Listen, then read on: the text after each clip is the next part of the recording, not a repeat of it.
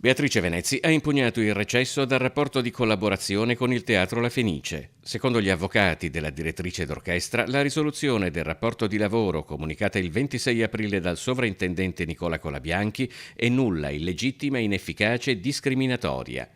La comunicazione dei suoi legali è arrivata alla Fenice quasi in contemporanea con la presentazione della prima stagione lirico-sinfonica interamente realizzata sotto la sovrintendenza di Nicola Colabianchi. Ciascuno è libero di adire le vie legali secondo quello che ritiene opportuno. Naturalmente noi sappiamo che lei il suo contratto non è firmato, quindi lei non ha un contratto.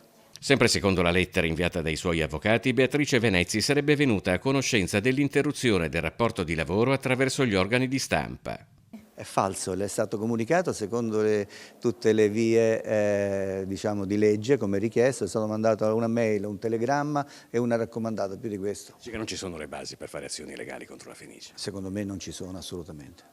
La nomina di Beatrice Venezzi a direttrice musicale della Fenice aveva suscitato quasi da subito una lunga serie di proteste e polemiche con in prima fila i dipendenti del teatro, fino a diventare un caso politico in grado di chiamare in causa anche il governo ed estendersi e far discutere per il prestigio della Fenice anche a livello internazionale. Questo disastro che è stato compiuto da chi aveva il potere di decidere ricadrà senz'altro purtroppo sulla Fenice, ma anche sui contribuenti che dovranno probabilmente pagare dei danni alla Beatrice Venezzi. Questa è la responsabilità di chi aveva il potere di decisione e ha sbagliato decidendo un uomo solo al comando senza confrontarsi con nessuno, e questi sono i risultati.